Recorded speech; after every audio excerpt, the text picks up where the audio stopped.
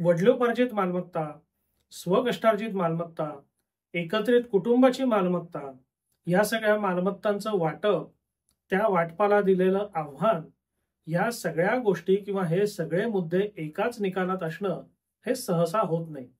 मात्र सर्वोच्च न्यायालयाने नुकताच एक जो निकाल दिलेला आहे त्यामध्ये हे सगळे मुद्दे एकत्रितपणे आलेले आहेत. आता या प्रकरणात झालं काय होतं, तर एका कुटुंबाची वडिलोपार्जित एकत्रित कुटुंबाची मालमत्ता होती. त्या कुटुंबातल्या सदस्यांनी त्या मालमत्तेचं वाटप केलं. त्याच्यानंतर पुढच्या पिढीला ते वाटप मान्य नव्हतं आणि त्याच्यानंतर त्यांनी त्या वाटपाला आव्हान देणारा आणि स्वतंत्र वाटपाकरता असा दावा दाखल केला. बरं, हा दावा दाखल करताना त्यांनी वडिलोपार्जित मालमत्ता म्हणजे नक्की काय, स्वकष्टार्जित मालमत्ता म्हणजे नक्की काय, वाटपानंतर त्या मालमत्तेचं स्वरूप काय होतं, असे अनेक प्रश्न उपस्थित केले.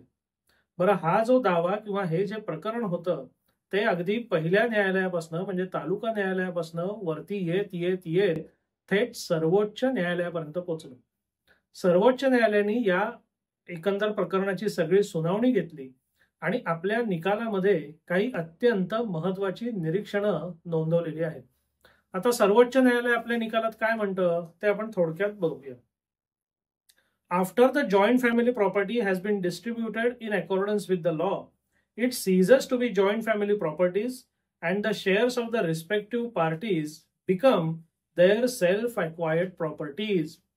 म्हणजे जेव्हा एकत्रित कुटुंबाची किंवा वडिलोपार्जित मालमत्ता असते त्या मालमत्तेचं वाटप होतं आणि त्या वाटपानंतर त्या वाटपाच्या अनुषंगाने प्रत्येक सहहिस्सेदाराला जो काही हक्क किंवा हिस्सा मिळतो तो त्या सहहिस्सेदाराचा स्वकष्टार्जित मालमत्तेचा भाग होतो.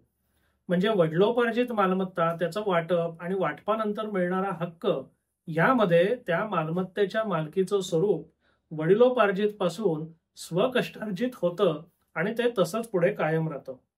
The mere existence of sons and daughters in a joint Hindu family does not make the father's separate or self-acquired property as a joint family property.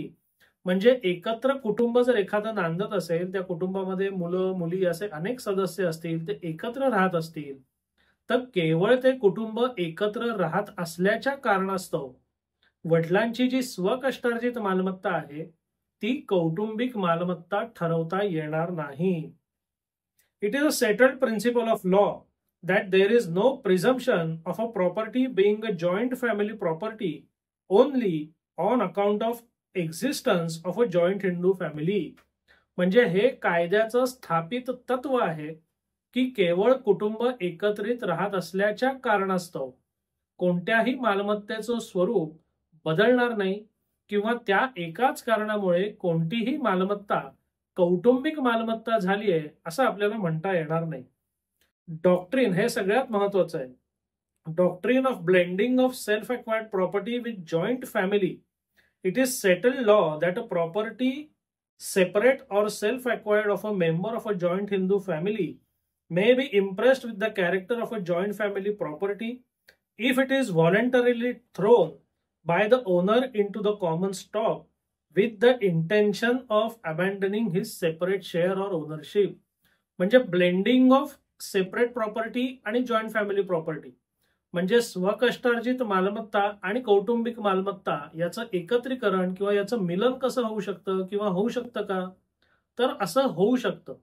पण त्याच्याकरता गरजेचं काय आहे, तर स्वकष्टार्जित मालमत्तेच्या मालकांनी स्वतःच्या इच्छेने ती मालमत्ता जर कौटुंबिक मालमत्तेमध्ये सामील करायचा निर्णय घेतला, त्या अनुषंगाने आवश्यक त्या गोष्टी केल्या आणि त्या मालमत्तेमधला आपला स्वतःचा स्वकष्टार्जित हक्क जर सोडून दिला, तर तिथपासून पुढे ती जी आधी स्वतंत्र किंवा स्वकष्टार्जित मालमत्ता होती ती नंतर कौटुंबिक मालमत्तेचा एक भाग बनू शकते.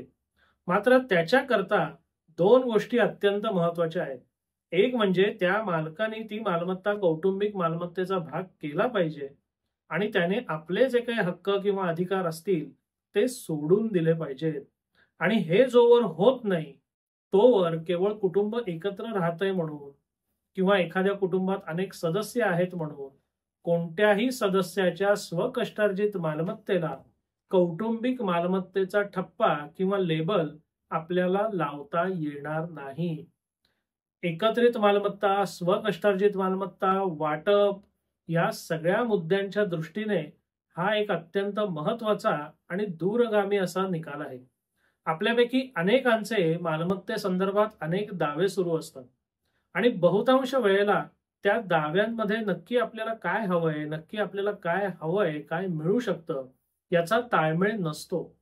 म्हणजे एखाद्या कायदेशीर परिस्थितीनुसार नक्की आपण काय मागू शकतो, नक्की आपल्याला काय मिळू शकतं याचा व्हायला पाहिजे तेवढा विचार होताना दुर्दैवाने दिसत नाही. आता याच्यात सगळीच चूक पक्षकारांची असते का? तर नाही. याच्यात काही अंशी वकिलांची सुद्धा चूक होत असेल, ते नाकारण्यात काही अर्थ नाही. कारण शेवटी दावा बनवणं, दावा चालवणं, दावा लढणं याचं बहुतांश काम हे वकिलांचं असतं. कारण सर्वसामान्य पक्षकाराला कायद्याची तेवढी सखोल माहिती नसते आणि ती माहिती नसते म्हणूनच तर ते वकिलांकडे येतात किंवा म्हणूनच ते वकिलांची नेमणूक करतात. आणि वकिलांकडनं अशा ज्या काही चुका घडतात त्याच्यामुळे होतं काय की पक्षकाराचं एक तर त्याला जे अपेक्षित असतं ते मिळत नाही आणि ते न मिळण्याकरता कैक वर्षाची मेहनत, वेळ आणि पैसा हा पाण्यात घालायला लागतो. म्हणून आपला जर कोणताही मालमत्तेचा वाद उद्भवला असेल, उद्भवायची शक्यता असेल, तर सगळ्यात पहिले आपल्याला काय हवंय, सद्य परिस्थितीत आपल्याला काय काय मिळू शकतं, आपण जो दावा करतोय तो कायद्याच्या चौकटीत किंवा कायद्याच्या कसोटीवर टिकणारा आहे का? का कशात काही नसताना उगीच आपण आपलं हवं हवं करतोय आणि त्याच्या मागे लागलोय? या सगळ्याचा निष्पक्षपणे अभ्यास केला पाहिजे. या बाबतीत योग्य त्या व्यक्तींचं मार्गदर्शन घेतलं पाहिजे. आणि जर तुम्हाला जे हवं आहे ते मिळणं शक्य असेल, ते कायद्याच्या चौकटीत आणि कसोटीवर टिकणारं असेल, तर आणि तरच आपण ते प्रकरण पुढे नेलं पाहिजे. म्हणजे वकील म्हणून किंवा एक सर्वसामान्य नागरिक म्हणून माझं नेहमी असं म्हणणं असतं की जेव्हा काही तथ्य नसलेली प्रकरणं एखाद्या न्यायालयात येतात तेव्हा त्यांनी अनेकांचं नुकसान होत असतं. एक म्हणजे त्या ज्या आशेने जे लोक असे दावे दाखल करतात त्यांच्या पदरी निराशा येते, त्यांचा वेळ, पैसा, मेहनत वाया जातो. बरं, अशी तथ्यहीन प्रकरणं जी येतात ती सुद्धा न्यायालयाला चालवायलाच लागतात, त्याच्यात त्यांचा बराचसा वेळ वाया जातो. आणि जो वेळ आणि सगळे संसाधनं या प्रकरणांकरता वापरली जातात तीच दुसऱ्या प्रकरणांकरता जर वापरली गेली तर त्यांना न्याय मिळाला असता तर त्यांचंही नुकसान होतं. म्हणून माझा असा आग्रह असतो की जर प्रकरणामध्ये तथ्य नसेल, तथ्यहीन असेल, तर अशी प्रकरणं शक्यतो न्यायालयात येऊ नयेत. तसं स्पष्ट पक्षकाराला आपण सांगितलं पाहिजे. मान्य आहे की सुरुवातीला तुम्हाला काही मिळणार नाही किंवा तुमच्या केसमध्ये काही तथ्य नाही, यांनी त्यांना एखाद वेळेस निराशा येईल. पण 5 वर्षानंतर सगळं करून निराश होण्यापेक्षा आजच निराश होणं हे माझ्या दृष्टीने केव्हाही अधिक चांगलं असतं. आपल्याला हा व्हिडिओ कसा वाटला अवश्य कळवा. धन्यवाद.